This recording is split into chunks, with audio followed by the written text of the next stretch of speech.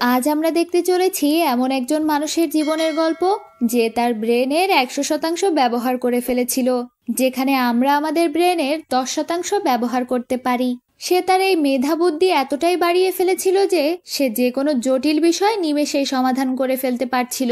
চলুন তাহলে দেখা যাক সে এটা কিভাবে করতে পেরেছিল আর কি কি করেছিল তার এই 100% ব্রেনকে ব্যবহার করে। শুরুতে আমরা জর্জ নামের একজন মানুষকে দেখি, যিনি একজন গাড়ি মেরামতের মিস্ত্রি। তার এক বন্ধু যার নাম নিট, সে তার সাথে দেখা করতে আসে। নিট জর্জকে কিছু সোলার প্যানেল উপহার দেয়, যাতে সে নিজের বাড়ি আরো ভালো করে সাজিয়ে ফেলতে পারে, কারণ আজ তার জন্মদিন। এরপর আমরা জর্জকে তার রিপেয়ার শপে দেখি, যেখানে তার দুই কর্মচারী টিটো এবং বেন্স জর্জের দোকানে কাজ করে।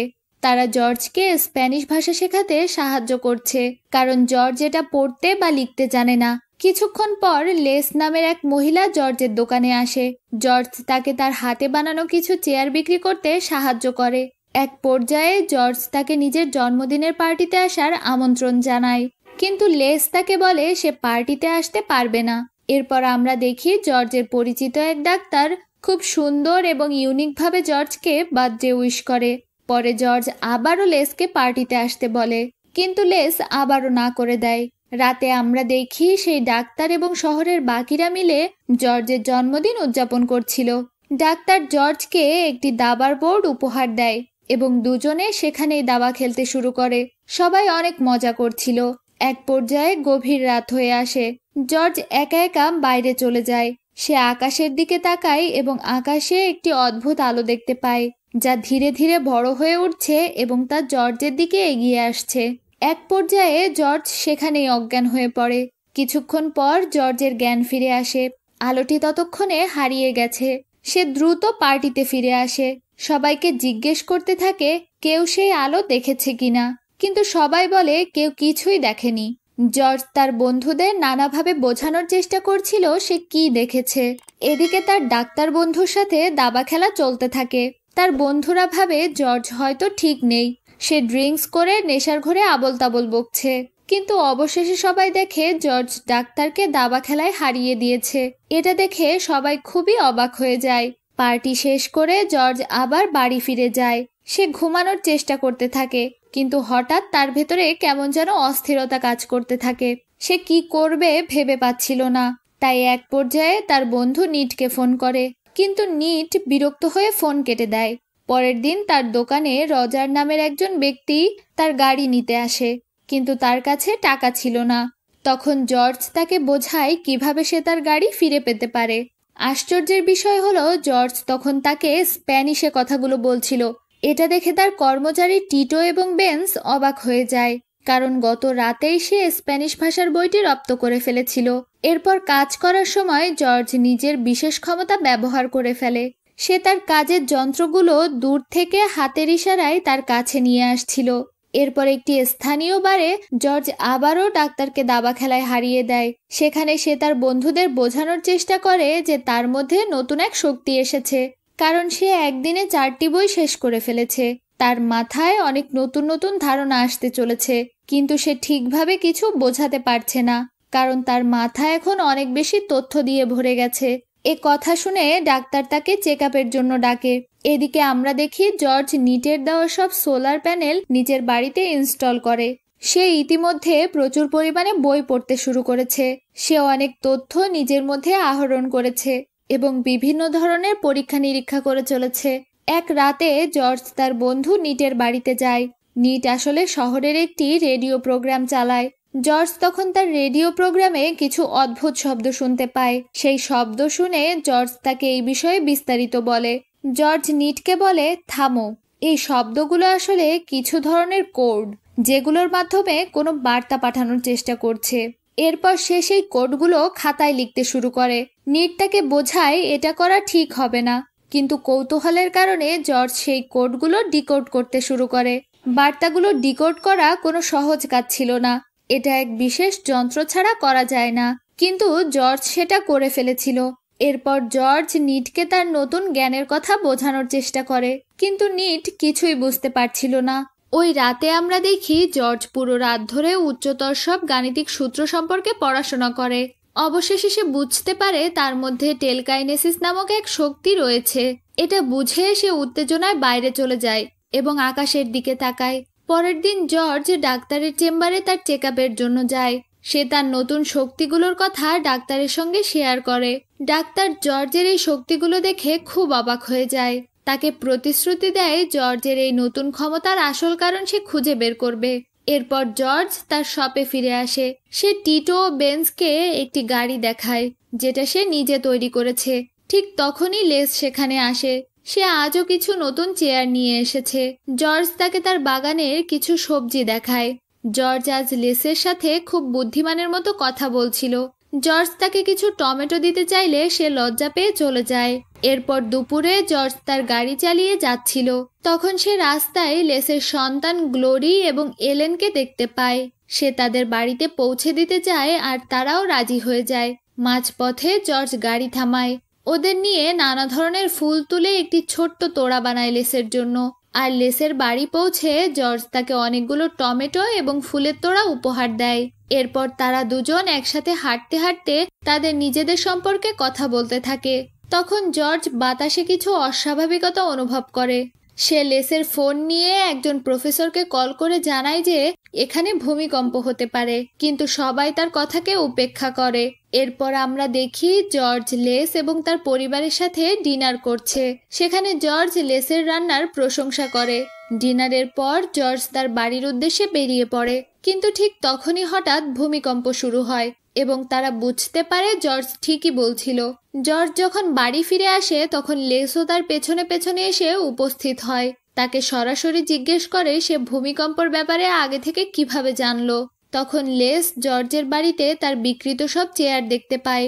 আসলে একটি চেয়ারও বিক্রি হয়নি। জর্জ সবগুলো নিজের বাড়িতেই রেখে দিয়েছিল। সে মিথ্যে বলেছিল সব চেয়ার বিক্রি হয়ে গেছে। মূলত জর্জ অনেকদিন ধরেই লেসকে পরোক্ষভাবে সাহায্য করছিল, তাই সে এটা করেছে। এটা দেখে লেস রেগে গিয়ে জর্জকে মিথ্যেবাদী বলে সেখান থেকে চলে যায়। পরের দিন আমরা দেখি জর্জ নিটের সাথে আছে।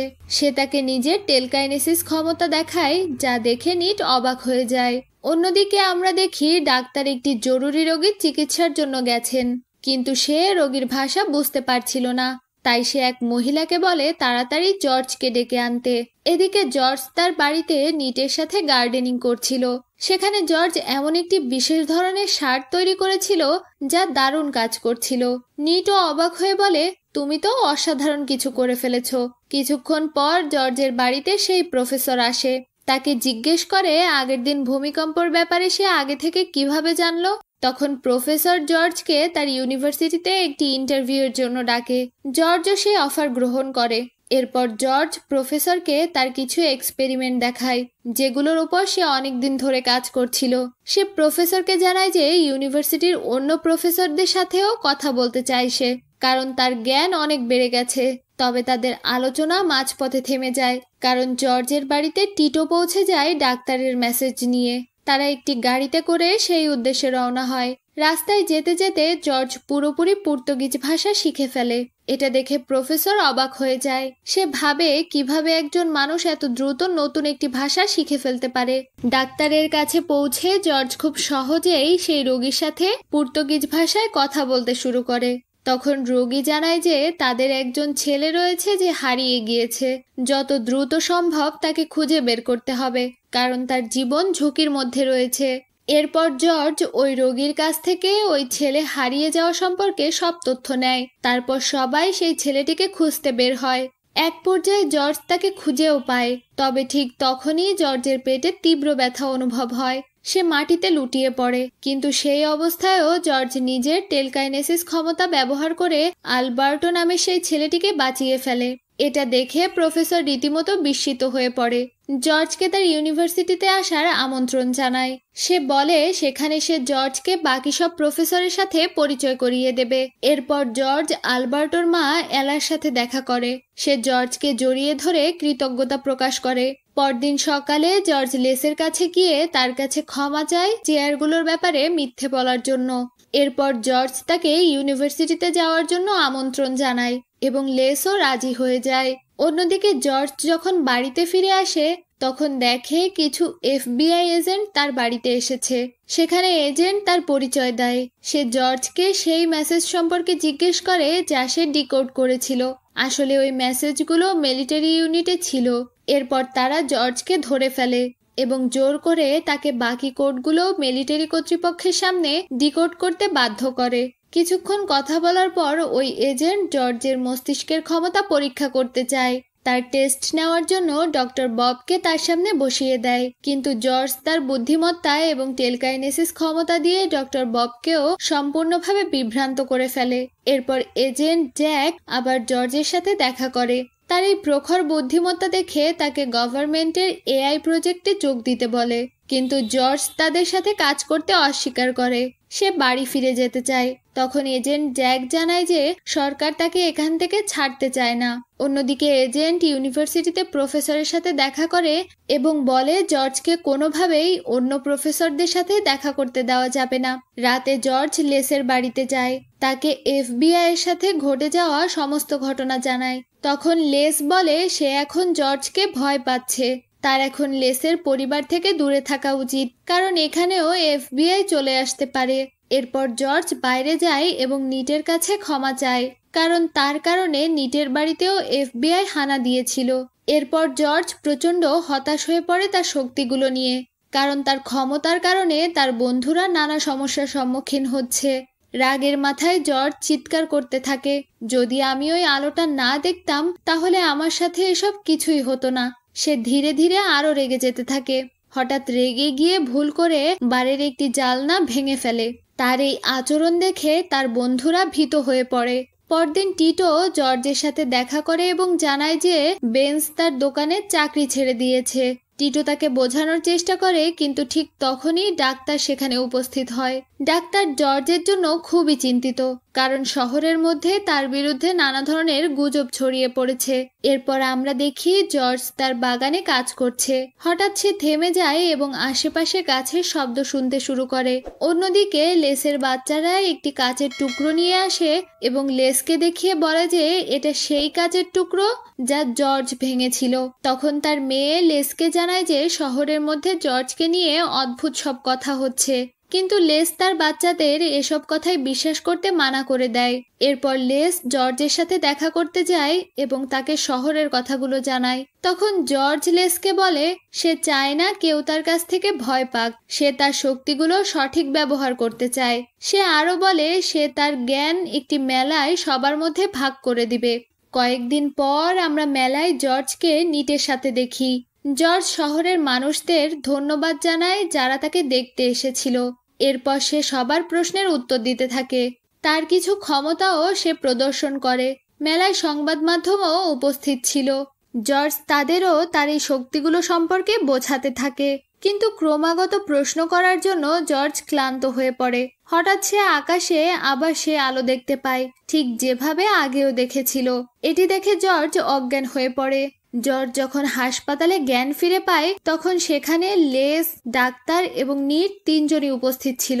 তখন ডাক্তার জানায় যে জর্জের মস্তিষ্কে একটি টিউমার রয়েছে। সেই টিউমারের কারণেই তার মানসিক শক্তিগুলো বেড়ে গেছে, কিন্তু এই টিউমার তার প্রাণহানিও ঘটাতে পারে। ডাক্তার জর্জকে জানায় যে তার হাতে খুব বেশি সময় নেই। এরপর জর্জ নিটকে তার ফার্টিলাইজারের ফর্মুলা তার মাঠে ব্যবহার করতে বলে। তারপর নিট এবং ডাক্তার সেখান থেকে চলে যায়। এরপর জর্জ লেসের কাছে ক্ষমা চায়। তখন লেস তাকে জানায় যে সে জর্জকে খুব ভালোবাসে। এরপর ডাক্তার জর্জের কাছে আসে এবং অনুমতি চায় তার মস্তিষ্কের অপারেশন করার জন্য। ডাক্তার বলে তার মস্তিষ্ক ও টিউমার নিয়ে তারা গবেষণা করতে চায়, কিন্তু জর্জ অপারেশন করতে অস্বীকার করে। সে বলে সে তার মস্তিষ্ককে কোনো বৈজ্ঞানিক গবেষণার জন্য দিতে চায় না। সে আরো বলে যে তার শক্তিগুলো টিউমারের কারণে নয়, বরং এটা মানবজাতির মধ্যে লুকিয়ে থাকা এক ক্ষমতা যা প্রত্যেকের মধ্যেই আছে। যে কেউই চেষ্টা করলে এটি অর্জন করতে পারে। জর্জের এই উত্তরে ডাক্তার সন্তুষ্ট হয় না, কারণ সে চায় জর্জের মস্তিষ্কের উপর গবেষণা করতে। এরপর আমরা দেখি বারে সবাই জর্জকে নিয়ে হাসাহাসি করছে। একজন বলে আমি তো আগেই জানতাম লোকটা কিছুই নয়, সে তো এখনো অশিক্ষিতই রয়ে গেছে। সে যে শক্তিগুলো দেখিয়েছিল সেগুলোও কেবল ম্যাজিক ট্রিক্স ছিল, এর বেশি কিছুই না। এই কথাগুলো শুনে পাশে বসা ডাক্তার খুব রেগে যান। চিৎকার করে সবাইকে বলেন, তোমরা সাধারণ মানুষ, যখন একটি অসাধারণ মস্তিষ্ক বুঝতে পারো না তখন চুপ করে থাকাই ভালো। এ কথা বলে ডাক্তার রেগে বাইরে বেরিয়ে যায়। এরপর আমরা দেখি হাসপাতালের মধ্যে জর্জের ওপর কেউ নজরদারি করে রাখছে যাতে সে পালাতে না পারে। কিন্তু তখনই জর্জ কিছু ঔষধ না খেয়ে লুকিয়ে রাখে। সেই ঔষধ ডাক্তারকে খাইয়ে দিয়ে সেখান থেকে পালিয়ে যেতে সফল হয়। এরপর যখন FBI জানতে পারে জর্জ পালিয়ে গেছে, তখন তারা চারিদিকে তাকে খুঁজতে শুরু করে। এদিকে একজন পুলিশ অফিসারও জর্জকে সহায়তা করে। সে পুলিশের গাড়ির টায়ারের হাওয়া ছেড়ে দেয় যাতে জর্জ পালানোর জন্য কিছুটা সময় পায়। এরপর আমরা দেখি জর্জ নিটের বাড়িতে যায় এবং তাকে নিজের লেখা একটি বই দেয় যেখানে সে তার অনেক আইডিয়া লিখে রেখেছে যা নিটের কৃষিকাজে লাগবে। এরপর জর্জ নিটকে জড়িয়ে ধরে, শেষবারের মতো গুড বাই বলে চলে যায়। এরপর সকালে লেস দেখে জর্জ তার বাচ্চাদের সাথে ট্রাক ঠিক করছে। বাচ্চারা খুবই মন খারাপ করে কারণ তারা জানে জর্জের বেঁচে থাকার আর বেশি সময় নেই। এদিকে সেই এজেন্ট লেসের বাড়িতে আসে এবং জর্জ সম্পর্কে জিজ্ঞাসা করে, কিন্তু লেস জানায় সে কিছুই জানে না। যদিও এজেন্ট বাড়িতে জর্জের কিছু সরঞ্জাম দেখে ফেলে, তবুও সে ইচ্ছে করে তার সহকর্মীকে বলে এখানে কিছুই নেই, কারণ সে বুঝে যায় জর্জের সময় শেষের দিকে। তাই সে জর্জকে শান্তিতে বাঁচার সুযোগ দিতে চায়। এরপর আমরা দেখি লেস জর্জের সাথে দেখা করতে যায়। তারা একসাথে কিছু সুন্দর মুহূর্ত কাটায়। এরপর জর্জ লেসের কাঁধে মাথা রেখে চিরদিনের জন্য চলে যায়। পরের দিন সকালে লেস প্রফেসরের কাছে যায় এবং জর্জের লেখা বই তাকে দিয়ে আসে যেখানে সে তার সব এক্সপেরিমেন্টের কথা লিখে রেখে গিয়েছে। এরপর আমরা দেখি 1 বছর কেটে যায়। নিট জর্জের ফর্মুলা ব্যবহার করে তার ফসল উন্নত করে ফেলেছে। নিট জর্জের স্মৃতিতে একটি ফুলের তোড়া বানায় এবং সেটি রেখে দেয়। গল্পের শেষে আমরা দেখি পুরো শহরে আবারও জর্জের জন্মদিনের দিনে তার স্মৃতিতে জন্মদিন উদযাপন করছে। এভাবে এই গল্প শেষ হয়ে যায়। তো কেমন লাগলো এই গল্পটা আপনাদের? যদি ভালো লাগে তাহলে চ্যানেলটি সাবস্ক্রাইব করবেন প্লিজ।